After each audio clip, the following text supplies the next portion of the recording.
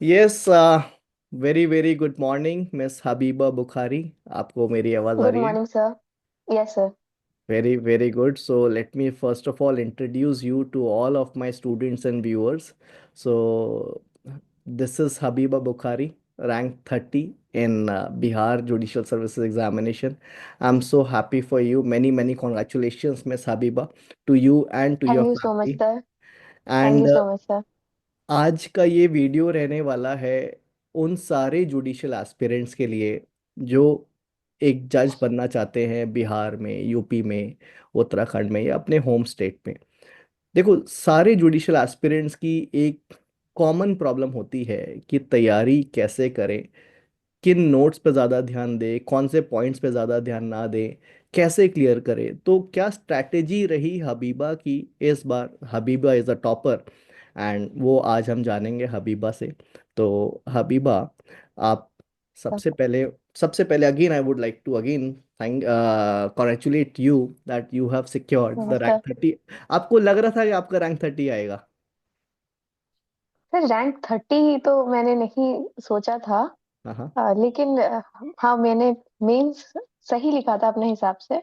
तो मुझे ये था कि मेरा सिलेक्शन हो सकता है, लेकिन रैंक का मैंने नहीं सोचा था सर। तो कभी आपको लगा कि अगर सिलेक्शन नहीं हुआ तो क्या होगा? कभी ऐसा थॉट आया? बहुत बार sir. Throughout this process मुझे यही रहता था कि अगर सिलेक्शन नहीं हुआ तो फिर मैं एकेडमिक्स में चली जाऊंगी, ओके। क्योंकि I was doing LLM and then after I got admission in PhD। तो ओके। फिर मैंने यही सोचा था कि मैं क्योंकि सर वो जो प्रोसेस होता है सर, ये बहुत टायरिंग होता है। 2 साल का सिर्फ इनका प्रोसेस ही होता है। अब नेक्स्ट वैकेंसी की मैं वेट करती, तो इससे बेटर था कि मैं एकेडमिक्स देख लेती। Right right, so you have this plan B, that is academics. Sir plan भी होना जरूरी है। हम्म अदरवाइज सिर्फ अगर हम सिर्फ एक प्लान को लेकर के चलें, हम्म। मतलब अच्छी बात होती है कि आप एक प्लान को लेकर के कंसंट्रेटेड हैं, उसी पे फोकस कर रहे हैं। लेकिन अगर वो फेल हो जाता है और आपके हम्म। पास सब्स्टिट्यूट के तौर पे प्लान बी नहीं है, तो वो ज्यादा डिसहार्टनिंग और बहुत डिप्रेसिंग हो जाता है। तो ठीक है। मतलब मुझे ऐसा लगता है कि प्लान बी आपको तैयार रखना चाहिए, ताकि उसमें आप आसानी से एंटर कर सकें। I I totally agree with you Habiba, and इसके ऊपर भी हम आगे आएंगे। और मैं एक बार दोबारा से बताना चाहूँगा सभी व्यूअर्स को दैट हमारा ये जो इंटरव्यू है या पॉडकास्ट है, whatever you call this, this will be a lengthy, थोड़ा सा लेंदी हो सकता है। तो काइंडली लास्ट तक देखिएगा क्योंकि इसमें हम सारी चीज़ें डिस्कस करेंगे हबीबा से। ठीक है। तो हबीबा, आप सबसे पहले आप ये बताएं कि आपका लॉ कौन से ईयर में कंप्लीट हुआ? सर मेरा BA LLB जो था वो 2020 में मैंने कंप्लीट कर लिया था सर। ओके।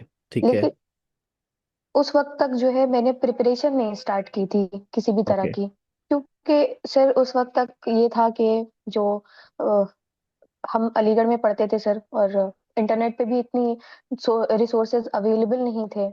हम्म। तो फिर तब तक जो है फिर कोविड हो गया था सर, और मैं घर चली गई थी।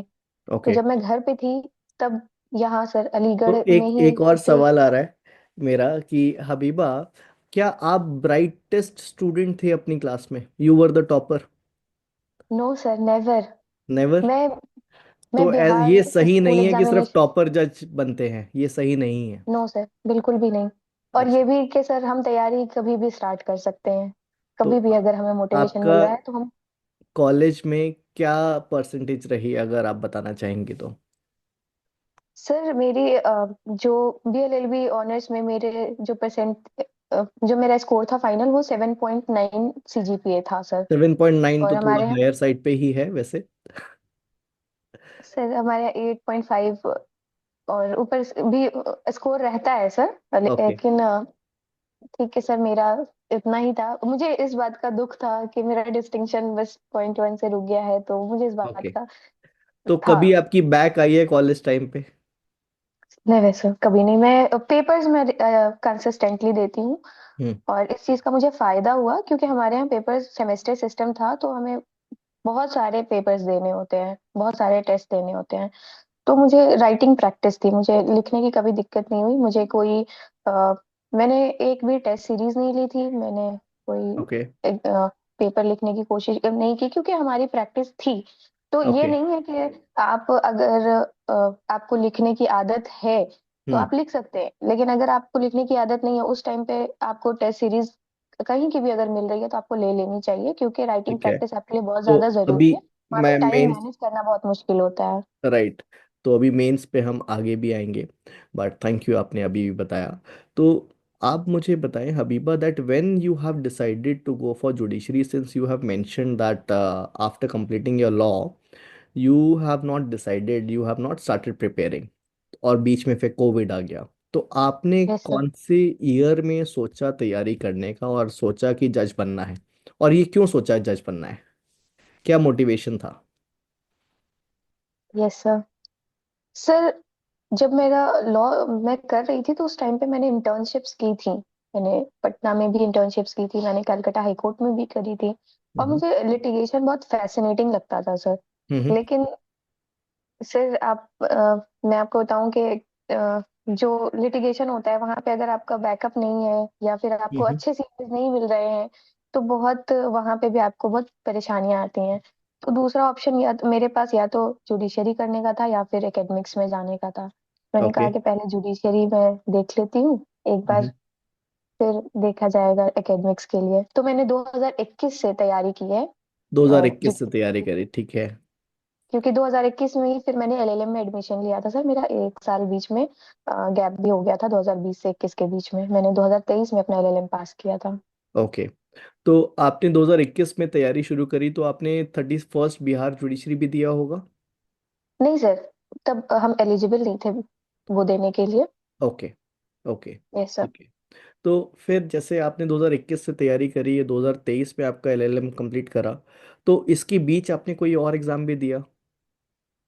सर मैंने यूपी का एग्जाम दिया था, ओके। बहुत क्लोज मेरा सर हो करके, और प्री रुक गया था। अच्छा, प्री तो रुक उस गया चीज था का फिर आपका, मुझे ओके। फायदा हुआ था बिहार में, क्योंकि मेरी लॉ की तैयारी थी तो मुझे जीके पे फोकस करने में अच्छा वक्त मिल गया था। ठीक है, तो जैसे आपने बताया कि आपने यूपी भी दिया और फिर बाहर बाद में बिहार दे के बिहार में सफलता आपको मिली, रैंक 30 आया, यस। तो पीटी में आपकी कैसे आपकी तैयारी थी, पीटी की क्या स्ट्रैटेजी थी, क्योंकि पीटी में आपका जीएस भी पूछते हैं, लॉ भी पूछते हैं, है ना? Yes sir. तो आप लॉ का बताइए पहले, फिर आप जीएस का बताइएगा। Yes sir. सर जहाँ तक लॉ की तैयारी थी, तो लॉ में जो मैंने तमाम पेपर्स एनालिस देखे थे सर, उसकी एनालिसिस की थी। प्लस मैंने एक काम किया था सर कि मैंने कट ऑफ की एनालिसिस की थी कि हर स्टेट की जो प्री की जो कट ऑफ है वो कितनी जाती है। राइट। तो ओके। मैंने कभी भी सर 80 या 90 भी अपना टारगेट नहीं रखा था कट ऑफ का। मैंने हम्म। 70% का टारगेट रखा था अपने कट ऑफ का, कि मुझे 70% का, मैंने 30% का मार्जिन लिया था कि मुझे 30% क्वेश्चन नहीं आते हैं। और ओके। मुझसे अगर मुझे नहीं हो रहा है तो मैं नहीं करूंगी, क्योंकि बिहार में नेगेटिव मार्किंग नहीं होती है इस चीज का। तो मुझे फायदा था कि मैं सारे क्वेश्चंस कर सकती थी। लेकिन स्टिल सर जो मेरी तैयारी थी उसमें मैंने उन सब्जेक्ट्स पे बहुत अच्छी तरह से फोकस किया, जिससे मैं अपने मार्क्स फेच कर सकती थी, अच्छे मार्क्स। और जैसे प्री कि? के लिए जो मेरी अ, सर जो इधर अ, सर कॉन्स्टिट्यूशन और एडमिनिस्ट्रेटिव लॉ के साथ में 30 मार्क्स बनते थे सर, तो वो मैंने उसको देखा सर।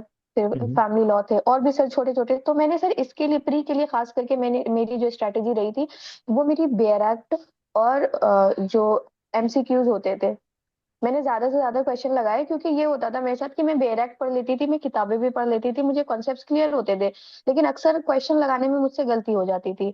तो फिर मैंने कोशिश यही की कि मैं ज्यादा से ज्यादा क्वेश्चन लगाऊं, ताकि क्वेश्चन मुझे अगर समझ में रहेगा कि इस तरह से क्वेश्चन पूछे जाते हैं, तो शायद वहां पे मुझे अ, उस चीज में आसानी रहेगी आंसर में। ओके, तो मेरा एक और इससे कनेक्टिंग सवाल है हबीबा, जैसे मान लो आपने कॉन्स्टिट्यूशन और एडमिनिस्ट्रेशन एडमिनिस्ट्रेटिव लॉ पढ़ा, पूरा कंप्लीट कर लिया, उसके साथ आपने क्वेश्चंस लगाए, तो आपका क्या टारगेट रहता था एक दिन में कि मुझे 100 क्वेश्चन लगाने हैं, 200 क्वेश्चन लगाने हैं?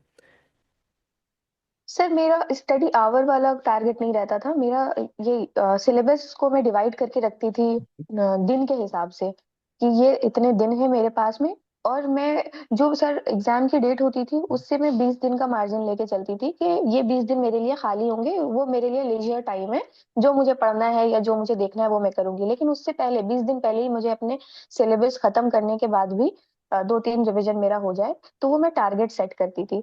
तो मैं टारगेट में जो भी, अगर जैसे मैंने रखा कि आज मुझे चैप्टर ये फंडामेंटल राइट्स करने हैं, तो उसमें फंडामेंटल राइट्स को मैं 4 से 5 दिन दूंगी। और उसमें जो क्वेश्चंस है वो एक दिन में कम से कम मैं 300 क्वेश्चंस करती थी सर। तो एक और दिन में उस आप तीन सौ तकरीबन, क्वेश्चन को ठीक है, ओके। फिर उस 300 क्वेश्चन को भी मैं 2 बार रिपीट करती थी, मतलब चाहे वो मेरे सही आंसर हुए हैं, लेकिन मैं उसको इसलिए रिपीट करती थी ताकि मेरा वो स्पीड मेरी वहां पे बढ़ जाती थी। कि पहले टाइम में अगर मेरा वो 1 घंटे में हो रहा है, तो सेकंड टाइम में वो 30 मिनट्स, और नेक्स्ट टाइम में वो 10 से 15 मिनट में हो जाता था। Very good. तो यही मेरी भी अपने स्टूडेंट्स को यही स्ट्रैटेजी रहती है कि अगर आपने 100 क्वेश्चंस करे हैं, तो 100 करने के बाद जो दूसरे नेक्स्ट 100 क्वेश्चंस का सेट रहेगा वो करो। उससे पहले आप जो 100 में अगर गलतियां हुई हैं, जैसे मान लो आपने कोई अगर तुक्का लगा दिया, आपको लग रहा है कि डाइसी है, 50% चांसेस है ए भी हो सकता है बी भी हो सकता है, और अगर वो ए आपने ठीक कर दिया, तो वो आपको दोबारा से आप नहीं चेक करोगे तो फिर वो हमेशा डाइसी रहेगा ही रहेगा। तो ये चीज़ आपने सही कही कि आप उसको दोबारा से चेक करते हो। और ये इसका सही कहना है, इनका सही कहना है कि आपने जो पहले 100 क्वेश्चंस लगाए हैं उसमें ज़्यादा समय लगेगा, उसको दोबारा से करोगे तो शायद एकदम 10% टाइम में ही आप वो पूरे से कर पाओगे। Why? Because you have those questions in your mind. तो हर एक यस सर। क्वेश्चन को दो दो तीन तीन बार करोगे तो वो आपके माइंड में हो जाता है, पता चल जाता है, क्वेश्चंस पढ़ते ही इसका आंसर पता होता है, इसका आंसर ये है। Right. Yes very sir. Good Habiba. तो हबीबा, ये तो आपका रहा क्वेश्चंस का। और अब आप हमें बताइए कि जीएस में आपने कहाँ से तैयारी शुरू करी, क्योंकि जीएस सबको, क्योंकि as a law student GS बच्चे पढ़ते नहीं है। तो यस सर। जीएस आपने कैसे शुरू करा, कहाँ से पढ़ा, क्या नोट्स आपने देखे, इसके बारे में थोड़ा सा बताएं आप। सर जीएस के लिए, सर जैसे लॉ के लिए हमारे पास बहुत सारी किताबें होती हैं, बहुत हमें हम्म। हेल्प मिल सकती है किताबों से। हम्म। लेकिन सर जीएस में की जो तैयारी होती है उसके लिए आपको, जब तक आप अपना पर्सनल नोट्स नहीं बना रहे हैं, हम्म। आप किसी के नोट्स पे, किसी पे भी आप रिलाई नहीं कर सकते। जब तक आपका अपना पर्सनल नोट्स नहीं बन रहा है, तब तक आपको बहुत दिक्कतें आएंगी जीएस में, और वो हमेशा आएंगी। बहुत कंफ्यूजन रहती है। तो मैंने 2 बुक्स जो है वो रेफर करी। सबसे कौन पहले कौन सी? मैंने हम्म। ल्यूसेंट पढ़ने की कोशिश की थी। हम्म। ल्यूसेंट ऑल्दो बहुत लेंदी है, लेकिन जब मैंने उसको पढ़ लिया था ना, तो मुझे ऐसा लग रहा था कि बहुत कम कंटेंट है उसमें, बहुत कम कंटेंट है उसमें। उसके साथ आपको सप्लीमेंट के तौर पे या तो ल्यूसेंट की ही एमसीक्यू की बुक आती है, और हम्म। घटना चक्र हम्म। सर। मैंने घटना चक्र रेफर की, और मैंने घटना चक्र बहुत एग्जॉस्टिवली किया था। तो मुझे घटना चक्र और ल्यूसेंट मिला के मैंने फिर जीएस की तैयारी की थी। और मेरे अपने नोट्स थे, तो मैं उससे रिवीजन किया करती थी। तो आप ये कहना चाहती हैं कि जीएस में सिर्फ आपने ल्यूसेंट और घटना चक्र के अलावा कुछ नहीं देखा, नहीं सर, बिल्कुल भी नहीं। और सारा सिलेबस कंप्लीट हो गया इसमें से? बिल्कुल सर, हमें अपना सिलेबस बहुत, अपना मटेरियल जो है हमें बहुत लिमिटेड रखना चाहिए। हम्म। और मैंने आप सर आपको मैंने यही अभी मैं इस चीज को मैं रिपीट करूंगी कि कभी 100% का टारगेट लेकर के नहीं चलेंगे, उसमें हमारे बहुत ज्यादा वक्त जाया होता है। राइट। राइट। तो ओके। अगर आप 10 से 20% का, 30% का भी आप टारगेट लेके चल रहे हैं, तो मार्जिन लेके चल रहे हैं कि अगर आगे आपको इतने क्वेश्चंस नहीं आते हैं तो, जैसे कि मुझे सर साइंस में थोड़ी प्रॉब्लम थी, क्योंकि हम्म। मैं सर बिहार बोर्ड से हूँ, मेरा हिंदी मीडियम रहा है 10 तक। ओके। तो मुझे मेरा थोड़ा साइंस में मेरी बेस इतना सर स्ट्रांग नहीं था। ओके। तो तो मैंने ये फिर ये साइंस पे फोकस किया थोड़ा। ये भी एक इंटरेस्टिंग चीज़ है कि आप हिंदी मीडियम से 10th तक पढ़े हैं। तो यस सर। 10th, चलो ये एक और मैं चीज़ लेना चाहूँगा अपने इस इंटरव्यू सेशन में, कि जो हमारे स्टूडेंट्स हैं हिंदी मीडियम वाले, आपने हिंदी मीडियम से इंग्लिश में कैसे शिफ्ट हुए, आपको क्या क्या चैलेंजेस आए? सर बहुत ज्यादा चैलेंजेस थे, ये बहुत बड़ा चैलेंज था ये, कि मुझे हिंदी से इंग्लिश की तरफ शिफ्ट करना है। और मुझे अ, ये था कि कोई भी अगर कंपटीशन में अगर मुझे अपियर होना है, तो फिर वो मैं इंग्लिश में ही करूंगी, ताकि फिर मुझे मतलब हिंदी भी सर थी मेरी, लेकिन ठीक हम्म। थी, बहुत अच्छी नहीं थी सर। तो लेकिन इंग्लिश मुझे करनी थी। इंग्लिश मेरे पास सब्जेक्ट भी था 12th में सर। तो फिर मैंने बहुत ज्यादा रीडिंग की और मैंने वो कैब याद करने की कोशिश की। ओके। जो मैं चैप्टर्स पढ़ती थी मैं उसके वो कैब याद करती थी, मैं ऐसे कोई तो वो कैब मतलब नहीं याद करती थी। आपके पास ऑप्शन था कि आप हिंदी और इंग्लिश दोनों में से दे सकते थे अपना बिहार जुडिशरी का एग्जाम, बट आपने इंग्लिश चूज करा। सर मेरा बीएलएल भी इंग्लिश से ही था sir. Okay. Okay. Yes sir. ठीक है। ठीक है। All right. तो आई बिलीव जीएस का भी ऑलमोस्ट, अच्छा आपका जीएस में कौन सा सब्जेक्ट आपका स्ट्रांग था? हिस्ट्री था? आपने साइंस तो आप सर बताया मेरा आपका। हिस्ट्री और ज्योग्राफी बहुत मतलब सही थे। अच्छा, हिस्ट्री एंड ज्योग्राफी। ओके, तो यस आप सर। हमें अपने व्यूअर्स के लिए बता सकते हैं कि हिस्ट्री और ज्योग्राफी में कितने परसेंटेज क्वेश्चंस आते हैं? सर हिस्ट्री का आई थिंक अभी मैं सर बहुत अच्छे से मुझे नहीं, लेकिन अराउंड 20 to 30 क्वेश्चंस होंगे सर जो हिस्ट्री से पूछे जाते हैं। ज्योग्राफी से तो सर ओके। 10 बस क्वेश्चन ही होते हैं।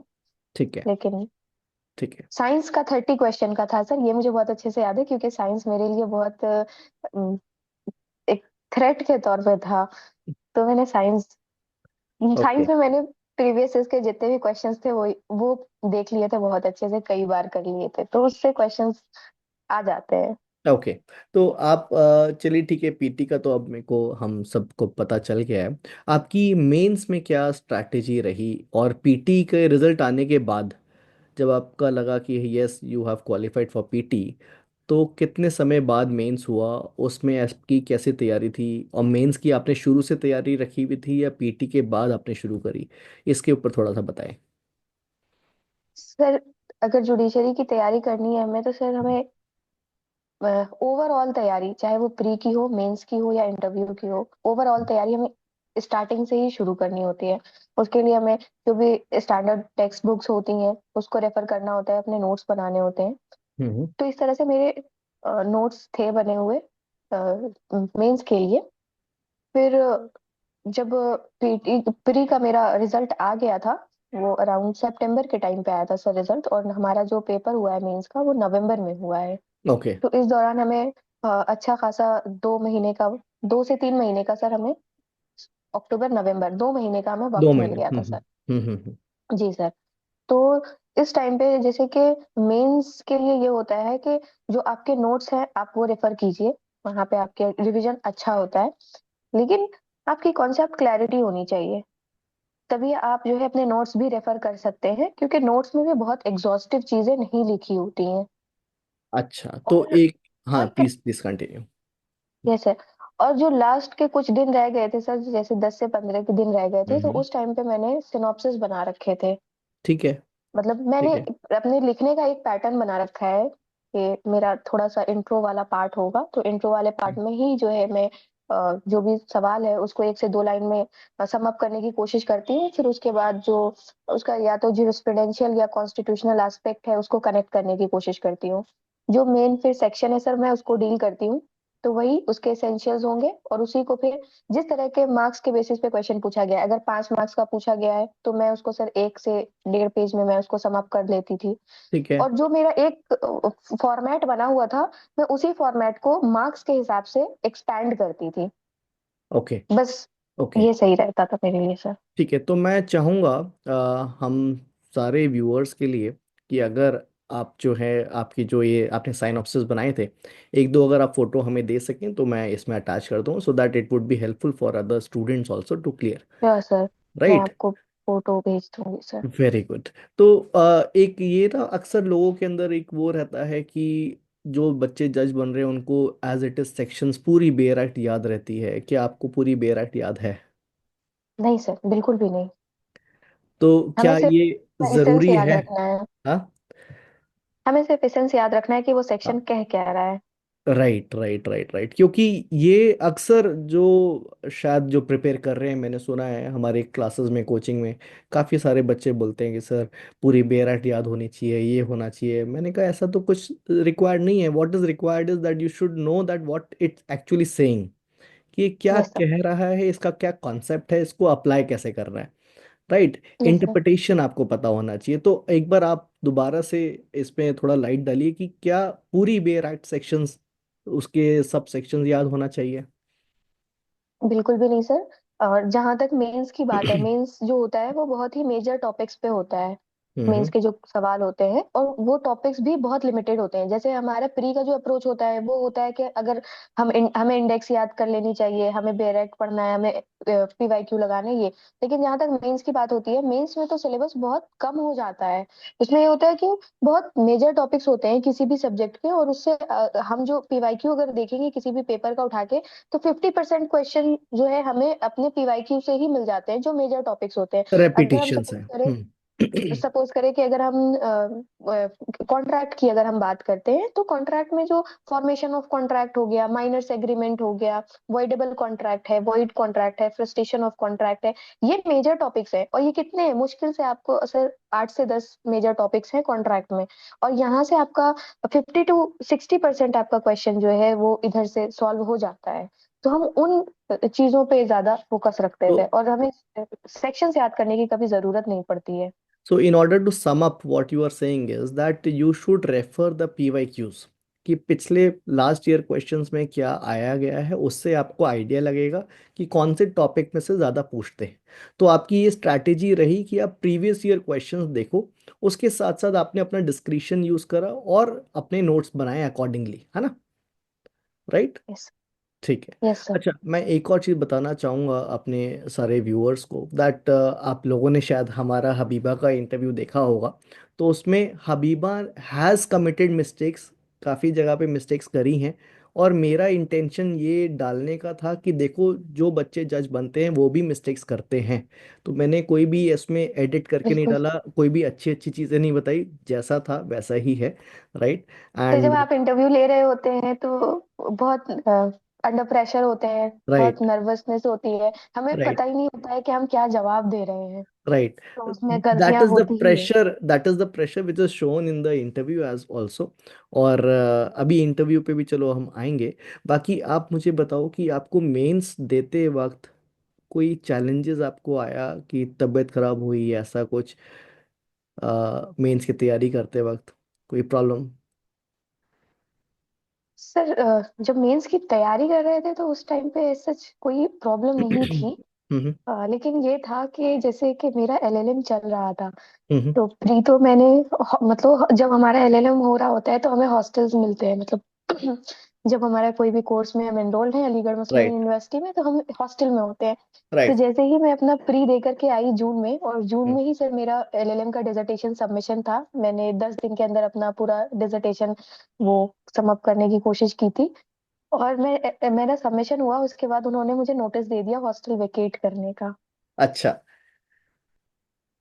क्योंकि मेरा ओके। एलएलएम एंड हो चुका था। तो मेरे लिए वो बहुत वो वक्त बहुत मुश्किल रहा कि मुझे शिफ्ट करना पड़ा दूसरी जगह, और वहां फिर से तैयारी शुरू करनी पड़ी। लेकिन सर जब मेरा पेपर शुरू हुआ था मेंस हम्म। वाला, तो जिस दिन सेकंड डे था सर, और फर्स्ट पेपर हमारा जीके का हुआ था और सेकंड हमारा साइंस का था, और साइंस मेरे लिए बहुत बड़ा नाइटमेयर है, ओके। अभी भी है। ओके। तो इस दौरान में मेरी बहुत ज्यादा तबीयत खराब हो गई थी ब्रेक के वक्त में। ओके। आई वॉज वॉमिटिंग, और मुझे बहुत रेस्ट के लिए लिटा भी दिया गया था वहां पे ओके, एग्जाम सेंटर पर। एग्जाम सेंटर पे सर। 2 घंटे का जो वो वक्त होता है ना बीच में हम्म। सर, तो वो मेरा पूरा वक्त बस खुद को काम करने में था कि मुझे पेपर लिखना है, क्योंकि मुझे बहुत ज्यादा मेरी तबीयत उस टाइम पे खराब हो गई थी सर। ओके, तो you are a very strong women, Habiba. Because तबीयत खराब होने के बावजूद वॉमिटिंग हुई, उसके बाद आपने वो वाला बहुत पेपर ज्यादा दिया सर। जो आपको बहुत ही ज़्यादा इंटरेस्ट नहीं लगता है ना? साइंस। साइंस का पेपर दिया, ओके, तो ठीक है। तो एक और चीज़ इसमें हमें बताएं कि चलो ये तो आपकी तबीयत खराब हो गई, बट जो दूसरे दिन थे, जो दो पेपर के बीच में गैप होता है 2 घंटे का, उस 2 घंटे में आप क्या करते थे? आप लोगों से इंटरेक्ट करते थे या अकेले बैठे रहते थे? क्या करते थे 2 घंटे में? नहीं सर, मैंने आपको बताया था, मैंने सिनॉप्सिस बना रखे थे छोटे हम्म। छोटे अपने नोट्स के। हम्म। तो मैं उस सिनॉप्सिस का रिवीजन करती थी, तो मुझे पूरा पूरा मतलब वो मैंने ऐसे सिनॉप्सिस बना रखे हैं कि पूरे पूरे सब्जेक्ट का 10 से 15 मिनट में रिवीजन हो जाता है। ओके, ग्रेट, वेरी तो गुड। मैं उसको 2 से 3 बार रिवाइज कर लेती थी, तो मुझे सारे एसेंशियल्स सेक्शंस हम्म। टॉपिक सब याद आ जाते थे। तो मुझे मेंस लिखते वक्त, और मैंने सर मेंस में भी जो है जैसे क्वेश्चंस है कि 6 क्वेश्चन पूछे जाते थे और हमें 3 घंटे मिलते थे, तो मैं किसी भी क्वेश्चन को 30 से 35 मिनट मैंने सब क्वेश्चन को बांट रखे थे, और मैं 35 मिनट से ज्यादा एक्सीड नहीं करती थी किसी भी क्वेश्चन पे, ओके। क्योंकि मुझे ये था कि मुझे सबको तो आपने इक्वली अटेम्प्ट टाइम करना है। लिमिट बना रखी थी हर एक क्वेश्चंस के लिए, है ना, क्योंकि अगर एक यस सर। क्वेश्चन पे आप ज्यादा समय लगा रहे हो तो आगे के क्वेश्चन छूट जाएंगे। तो आप, यस सर। ऐसा कभी हुआ कि आपके कोई क्वेश्चन आते हुए छूट गए? नहीं सर, मेरा पेपर आधे घंटे पहले हो जाया करता था। तो you have properly manage your time, right? Time मेरा मैनेजमेंट इज टाइम ऑल्सो सही वन मैनेज ऑफ द रहा sir. Most essential thing in your mains, you have to manage your मेरी टाइम। राइटिंग स्पीड भी sir थोड़ी सही है, तो okay. मेरा टाइम बहुत सही वहाँ पे मैनेज हुआ। और आपने लैंग्वेज का कैसे ध्यान दिया, ऐसे का, लेटर का, उसका भी थोड़ा सा बताएं। सर ऑनेस्टली, मैंने मैंने बस यूं ही दे दिया वो वाला पेपर। अच्छा। यस चलिए। सर। मैंने लेकिन उसके पीवाईक्यूज देख रखे थे, तो मुझे हम्म। आइडिया था कि ये मैं कर लूंगी, और इसको मुझे अलग से पढ़ने की जरूरत नहीं, क्योंकि वो होते हैं, वो बहुत ही कॉमन सेंस वाले पेपर होते हैं, हम्म। कि सोशल सोशल इश्यूज पे, महिला सशक्तिकरण पे, हम्म। बिहार का गौरवपूर्ण इतिहास, इस तरीके के सर उसमें एसेस पूछे जाते हैं। जो ग्रामर है सर, तो मैं तो हिंदी बोर्ड से हूँ सर, तो मुझे तो हम्म। हिंदी के ग्रामर हो ही जा रहे थे। और हम्म। इंग्लिश भी बहुत सर बेसिक पूछी जाती है। और सर मैं नॉवेल्स बहुत ज्यादा पढ़ती हूँ, तो जो उसमें पैराफ्रेजिंग वगैरह करने में मुझे आसानी मिली, उसमें टाइटल्स लिखने में अच्छा आसानी रही, तो वो हो गए। उसमें आपको बहुत ज्यादा परेशान होने की जरूरत नहीं होती, और सर वो सिर्फ क्वालिफाइंग पेपर होता है, तो उसमें भी ऐसे तो भी हमें कोई दिक्कत नहीं है। एक और क्वेश्चन हबीबा, कि आपकी प्रिपरेशन में सोशल मीडिया ने कितना हेल्प करा या कितना डिस्ट्रैक्ट करा? नहीं सर, मैंने फोन नहीं बंद किया था अपना। आपने अपना फोन बंद नहीं करा? तो मैंने फोन नहीं बंद किया था। मुझे मैं सर पढ़ने के बाद मुझे रहता है कि मुझे अपना थोड़ा सा माइंड फ्रेश करना है, तो मैं फोन चलाती थी सर, मैं यूट्यूब और मैं रील्स वगैरह सब देखती थी, कोई दिक्कत नहीं है। बहुत अच्छा। ज्यादा प्रेशर लेकर के आपको नहीं पढ़ना है, बहुत आराम से हम्म। इजी रह के पढ़ना है। तो तो मेरे मतलब लिए आपने डिस्ट्रैक्शन नहीं था सोशल मीडिया अपने सर। आप को आइसोलेट नहीं करा, है ना, कहने का मतलब ये है। बिल्कुल भी नहीं सर। आपने और नहीं अपने आप करना को। चाहिए सर, हम्म। बहुत डिप्रेसिंग हो जाती है चीजें। अच्छा। ओके। तो आपने दो तीन बार ये वर्ड डिप्रेसिंग यूज करा, तो मैं आपसे एक बार पूछना चाहूंगा कि आपको कहीं ऐसा कोई स्टेज आया डिप्रेशन का? Yes sir. थोड़ा बताना चाहेंगी, अगर आप बताना चाहें तो। सर जब मेरा प्री जो यूपी का नहीं हुआ था, ओके। तो उसके बाद मेरा बहुत डिफिकल्ट टाइम फेस था वो, ओके। मेरे लिए। वो एक्सेप्टेंस मेरे लिए मुश्किल था, कि हम्म। मैंने बहुत मेहनत की है, हम्म। और मैंने बहुत ज्यादा ही मेहनत की थी उस चीज के लिए, प्री के लिए, हम्म। और मेरे अच्छे स्कोर्स बन रहे थे। और बात ये हुई थी सर, क्योंकि लास्ट टाइम की जो कट ऑफ थी वो यूपी की, वो बहुत कम थी, बहुत 208 कम के थी, अराउंड थी, यस और यस इस बार यस। 280 के अराउंड चली गई टू थी, तो एट्टी। मेरा स्कोर जो है वो 275 या 77 ऐसे कुछ था, तो बहुत कम आई वॉज मार्जिन से वेरी था। श्योर कि मेरा हो जाएगा। तो मैंने ना मेंस की प्रिपरेशन शुरू कर दी थी, लोकल लॉज वगैरह पढ़ने शुरू कर दिए थे। तो वो हम्म। चीज मेरे लिए एक्सेप्ट करना कि मैं फेल हो गई हूँ, उसमें मुझे टाइम लगा था sir. So how you have overcome to that depression? Sir मेरे पेरेंट्स, मेरे भाई बहन, मैं उनसे ही बात करती थी। ओके। अच्छा, यस। चलो। एक और सवाल मेरा इससे कनेक्टेड है कि आपके पेरेंट्स ने आपका, आपकी फैमिली ने आपका साथ हमेशा दिया, और आई एम श्योर, देखो, कभी भी जब भी प्रॉब्लम आती है तो you should be vocal about it, है ना, एंड आपने डिस्कस करा यस। अपनी फैमिली के साथ। और आपके फ्रेंड सर्कल बहुत लिमिटेड है या बहुत बड़ा फ्रेंड सर्कल है, ये भी थोड़ा बताएं। बहुत सारे हैं फ्रेंड्स मेरे, बहुत सारे फ्रेंड्स और हैं। मेरे फ्रेंड्स ने बहुत हेल्प करी है सर। अच्छा। इवन मैं एक मेरी फ्रेंड है जिसका मैं नाम भी मेंशन करना चाहूंगी, and I am very grateful to her, कि हम्म। हम दोनों मेंस के वक्त में, इकरा खान, हम्म। हम दोनों मेंस के वक्त में एक साथ ही हम दोनों ने स्टे किया था। हम्म। और वो पढ़ाती थी, मैं सुनती थी, हम ऐसे रिवीजन किया करते थे रातों में वापस अच्छा। आके। अच्छा। वाओ। तो वेरी वेरी गुड, उनका भी मैं हो बहुत गया। थैंकफुल हूँ उन्हें। नहीं सर, वो। ओके। Yes sir. एनीवे, कोई बात नहीं, my best wishes to her. And yes sir, बिल्कुल। हबीबा, तो और आप। सर जो मेरी, और मेरी एक फ्रेंड सर हिना नाज है, तो ओके। ये जो है हमें सेंटर पे, मतलब जाते जाते ये बहुत हमें हंसाया करती थी, कि अरे नहीं, हमें टेंशन नहीं लेना है, हम अच्छे से लिख लेंगे, कोई दिक्कत नहीं है, सब कर लेंगे। तो वो थोड़ा रिलैक्स्ड हो जाते थे, कोई हम लोग टेंस नहीं होते थे जब हम एग्जाम सेंटर के अंदर जाते थे तो। देखो, फ्रेंड्स की तो बहुत बड़ी भूमिका रहती है हमारे एक हमारे लिए, हमारे ग्रोथ के लिए। तो friends are sometimes act as a god, right? तो it's just that you should respect them as they are doing, right? And my best wishes to all of your friends and to your family, to and to you as well. And Habiba, ठीक है, तो अब आप हमें interview का बताएं कि आपने इंटरव्यू के लिए कैसे तैयारी करी, क्या स्ट्रैटेजी रही, क्या क्या रहा, आप सारी चीज़ें बताएं। ये सर सर, जहाँ तक इंटरव्यू की बात है तो इंटरव्यू में हमसे ये कहा गया था कि इंटरव्यू में कुछ भी पूछा जा सकता है, कोई हम्म। उसका फिक्स सिलेबस नहीं है, कहीं से भी कुछ भी पूछा जा सकता हम्म। है। लेकिन जो हमारे लिए एक आसानी वाली बात थी वो ये थी कि अगर कोई क्वेश्चन हमें नहीं आता है तो वहां पे हम सॉरी बोल सकते हैं। और हम्म। दूसरा ये कि हमें बस 2 से 3 सेंटेंस में आंसर करना है। तो हम किसी भी सब्जेक्ट को बहुत एग्जॉस्टिवली, जैसे हम मेंस के लिए पढ़ते हैं, जैसे हम पीटी के लिए पढ़ते हैं, वैसे हमें नहीं पढ़ना है। राइट। तो किसी भी इसका जो, मेरे पास एक सर बुक थी, उसमें बहुत सारे क्वेश्चंस थे सब्जेक्ट वाइज। तो मैंने उसको भी किया, और सर जो भी मैंने मॉक इंटरव्यूज वगैरह दिए उसमें जो सवाल पूछे जाते थे हम्म। उसको मैंने लिख लिया था सर। तो वो सब सर मैंने तैयार कर लिए थे अच्छे से। ठीक है, तो आप वो बुक का नाम बताना चाहेंगी, कौन सी बुक थी वो इंटरव्यू के सर लिए? वो लॉ फाइटर की बुक है, लॉ एन फाइटर, सिंह। हाँ। ठीक है। जी जी सर। तो ओ- उसमें बहुत सारे सवाल हैं और बहुत अच्छे मतलब सवाल उसमें दिए हुए हैं, उससे हमारी हम्म। अच्छी तैयारी हो जाती है इंटरव्यू। और बस उसी के स्टिक रहे हम, हमें टेक्स्ट बुक उठाने, मैंने देखा जो हमारे हम्म। के सर लोग टेक्स्ट बुक उठा करके पढ़ने लगते हैं इंटरव्यू के टाइम पे भी। ओके। तो उस टाइम पे आप अपनी कॉन्सेप्ट क्लैरिटी नहीं बना सकते, इंटरव्यू के वक्त में बहुत थोड़ा वक्त होता है और हमें 2 से 3 सेंटेंस बोलना है, तो हमें थोड़े थोड़े ही सवाल के जवाब तैयार रखने हैं। ओके। राइट, सो हबीबा, आप बता रही थी कि कोचिंग का इम्पोर्टेंस, तो क्या आप बता रही थी, इस ये पे सर, थोड़ा बताइए। तो मैं यही बताना चाहूंगी कि हमें बहुत आइडियल गोल सेट करके नहीं चलना है। हमें अगर जहाँ पे भी जिस चीज की भी जरूरत है, हमें बेझिझक उस चीज को उस चीज की हेल्प लेनी चाहिए। और खास करके अगर तैयारी के दौरान में देखा जाए तो कोचिंग का आजकल बहुत ज्यादा रोल हो गया है, वो इस वजह से कि कट ऑफ बहुत ज्यादा हाई जाने लगी है, कंपटीशन बहुत ज्यादा बढ़ गया है, वैकेंसी बहुत कम रहती है।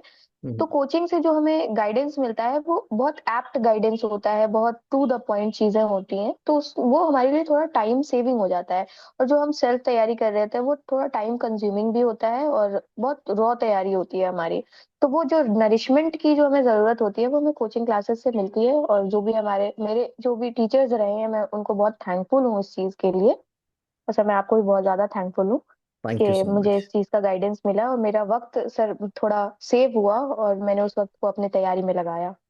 तो आपने और जगह भी इंटरव्यू दिया और हमारे यहाँ पे इंटरव्यू दिया, क्या डिफरेंस आपने देखा?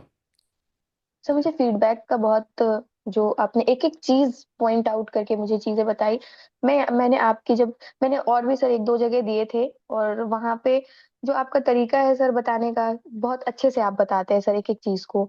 और दूसरी जगह पे वो जिस तरह से उसको बताया जाता है तो मुझे वो चीज बहुत अ, मैं परेशान हो गई थी, मुझे ऐसा लग रहा था कि शायद मेरे से नहीं हो पाएगा।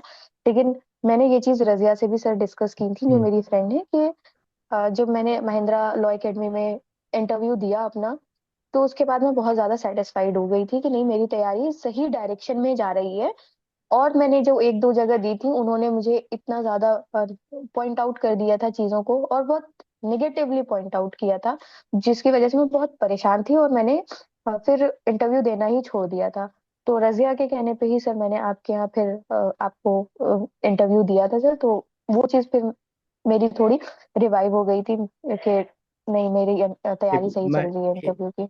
एक चीज़ और बोलना चाहूँगा। मेरी एक स्टूडेंट है, वो क्या नाम है, राजस्थान में जज हैं।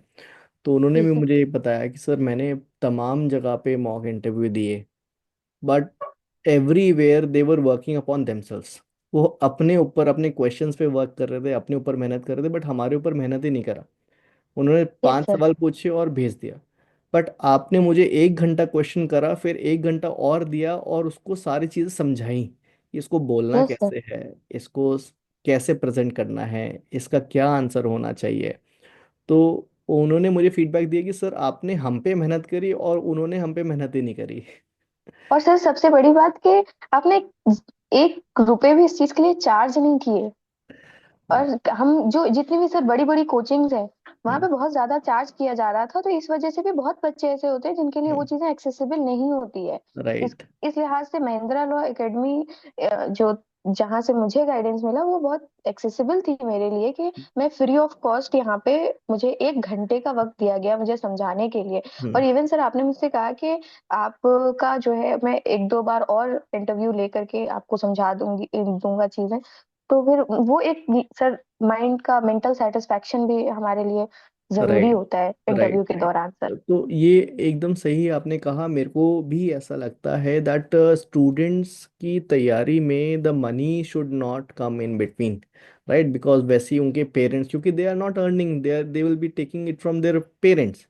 तो ऐसे ही हमारी जो कोचिंग सेंटर है दिल्ली में, we do not charge that hefty amount, बहुत से भी बहुत कम हम चार्ज करते हैं हमारे कोचिंग के लिए, फाउंडेशन कोर्स के लिए। जो इतनी बड़ी बड़ी कोचिंग है, 3-3 लाख रुपए, 4-4 लाख रुपए, 2 लाख रुपए, 2.5 लाख रुपए, बहुत यस ज़्यादा सर। अमाउंट है। तो वी डू तो नॉट यही चार्ज मेरा दैट सर मच। रीजन रहा था कि मैं during my law hmm. Time, कि जो मेरा बीएलएलबी का टाइम था, तो मैं तैयारी नहीं कर पाई थी, क्योंकि फिर यही था कि हमें अलीगढ़ से दिल्ली जाना पड़ेगा तैयारी के लिए। तो अब मैं अपने उस पे आऊँगा कि आप जब हमारे पास आए तो आपका कैसा रहा experience at Mahindra law academy, and who recommended you to come to us? Sir मेरी फ्रेंड रजिया, उनका भी ओके। आपने इंटरव्यू लिया था यस। सर, उन्होंने मुझे रिकमेंड किया था कि यहाँ पे दे देने के लिए, और आप अच्छा इंटरव्यू गाइडेंस देते हैं। हम्म। तो सर सबसे पहले तो मैं आपको बहुत बहुत सर थैंक यू बोलूंगी कि आपने बहुत अच्छे से गाइड किया। हम्म। और जो भी मेरी कमियां थी वो आपने बहुत अच्छे से मुझे बताई, हम्म। कि इस चीजों पे वर्क करना है। और सबसे बड़ी बात सर मैं वही टाइमिंग की बोलूंगी, कि आपका जो 30 मिनट्स का आपने इंटरव्यू लिया, फिर उसके बाद आपने एक एक करके तमाम फीडबैक्स दिए, तो वो जो 1 घंटे का प्रेशर मैंने आपके इंटरव्यूज में फेस किया था सर, वो चीज मुझे बहुत हेल्प की। जब मेरा मेन इंटरव्यू मैं देने के लिए गई, तो वहां पे एक तो सर मैं सबसे फर्स्ट पे थी, तो थोड़ा सा मैं वहां पे नर्वस होने लगी थी, लेकिन हम्म। फिर मैंने उस चीज को अपने ऊपर हावी नहीं होने दिया, और मैं गई इंटरव्यू देने के लिए। तो फिर वो लोग बहुत कॉर्डियल होते हैं, बहुत अच्छे होते हैं, वो बहुत राइट। आपको पहले शांत करा देते हैं। तो उन्होंने जो 15 से 20 मिनट में जो इंटरव्यू कंक्लूड कर दिया, तो मुझे लगा ही नहीं कि मैंने इंटरव्यू दिया है, ओके। बहुत आसानी से। तो ये चीज जब हम बहुत ज्यादा की तैयारी करते हैं और बहुत थोड़ा हमें फेस करना होता है, तो हमें बहुत उस चीज का फायदा हो जाता है। ओके। ओके। तो आपको हमारा एनवायरनमेंट थोड़ा ज़्यादा लेंदी लगा, उस वक्त थोड़ा प्रेशराइज्ड लगा? सर वो जरूरी था, मुझे ऐसा लगता है, और वो कहीं ना कहीं उस चीज का मुझे बहुत फायदा हुआ, कि हम्म। मैंने जो 1 घंटे का प्रेशर झेला वो आपके फेस किया आपके इंटरव्यू में सर, तो वो वहां पे 15-20 मिनट बस यूं ही गुजर गए थे sir. Okay. Okay. Very and good. Thank you so much sir. I'm so happy that you got selected. And you know what, I was discussing after taking your interview with my other students and friends that today I have interviewed Habiba, a girl named Habiba Bukhari, and she is going to be selected. I have told this to everyone. क्योंकि the way you have responded to my questions and the way you have reacted to the heat, right, क्योंकि मैंने कुछ ऐसे tricky questions पूछे जहाँ पे आपने, अगर मैं कॉन्ट्रैक्ट की बात करूँ तो आप कॉन्ट्रैक्ट में थोड़ा इधर उधर हो गए थे, but yes I sir yes. Understand वो थोड़ा प्रेशराइज्ड एनवायरनमेंट था, राइट। और अब अगर कोई भी आपसे पूछे तो you will be able to answer it easily, but वो एक वाह। एनवायरनमेंट हमें एक क्रिएट करना पड़ता है, that yes you are in a interview, right. Very well. So Habiba, कुछ आप और कहना चाहेंगे हमारे जुडिशियल एस्पिरेंट्स को? सर मैं उनसे ये कहना चाहूंगी कि आप किसी भी फेज में हैं, और अगर आप तैयारी शुरू कर रहे हैं या शुरू कर चुके हैं, हम्म। तो सबसे पहले कोशिश यही कीजिएगा कि हर सब्जेक्ट की कॉन्सेप्ट क्लैरिटी बहुत ज्यादा जरूरी है। किसी भी सब्जेक्ट को पढ़ें, बहुत एग्जॉस्टिवली पढ़ें। और जुडिशरी का सिलेबस बहुत ज्यादा नहीं है, बहुत कम है। और ठीक है, मतलब बहुत कम भी नहीं है, ठीक है, और हम उसे कर सकते हैं, ह्यूमनली पॉसिबल है वो चीजें, और हम कर सकते हैं। और आप टारगेट सेट कीजिए, आप स्टडी आवर मत सेट कीजिए कि मुझे हम्म। सुबह के 7 बजे से रात के 11 बजे तक पढ़ना है, बीच बीच में थोड़ा थोड़ा ब्रेक लेना है, ऐसे जो है बहुत आप थक भी जाएंगे, दिमागी तौर पर भी और फिजिकली भी। तो अगर टारगेट सेट रहेगा, तो अगर हम एक दिन में अगर उस टारगेट को नहीं पूरा कर पा रहे हैं, तो हम कोशिश करते हैं कि थोड़ा बहुत भी रह जाता है तो हम दूसरे दिन भी उसको कवर कर लेते हैं। और बीच में थोड़ा ऐसा वक्त रखिए जिस वक्त में जो है आप कुछ अपने आप को वक्त देना आपके लिए बहुत ज्यादा जरूरी है। आपका खुश रहना तैयारी के दौरान में बहुत ज्यादा जरूरी है। Absolutely correct, Habiba. You have very well correctly point out this point that you have to fix target. But एक और point मैं यहाँ पे ऐड करना चाहूँगा कि जो आप टारगेट फिक्स कर रहे हो वो छोटे शॉर्ट टारगेट फिक्स करो, सो दैट जो टारगेट्स हैं वो short targets are more achievable and doable. Yes sir. कि अगर यस आप सर। बोलते हो कि मुझे 3 दिन में सीआरपीसी करना है, तो वो आपको फिर लगेगा कि यार मैं शायद कर ही नहीं पाऊंगा, you are going to self doubt, starting self doubting.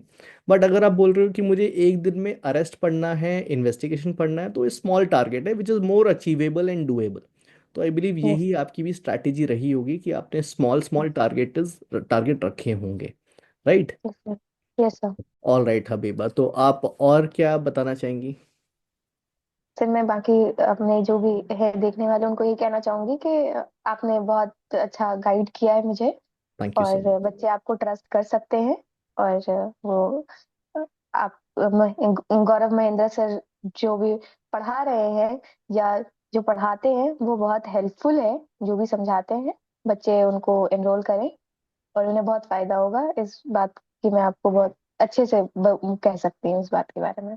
Right. Thank you so much, Habiba. Thank you so much for taking out your time. Thank you so And much sir कि आपने इतने अच्छे से गाइड किया। I'm so happy. I'm so happy, and it's being rather I would say कि all pleasure is ours that we have been a little bit a cornerstone in your success. Yes And sir. definitely I would suggest कि जब भी whenever you got time and you are visiting Delhi, do visit us and discuss with the students. Right, student would be very happy to see you. Right, and thank you once again, Habiba. Thank you so thank much. You so much sir. Thank you so much sir. Thank you.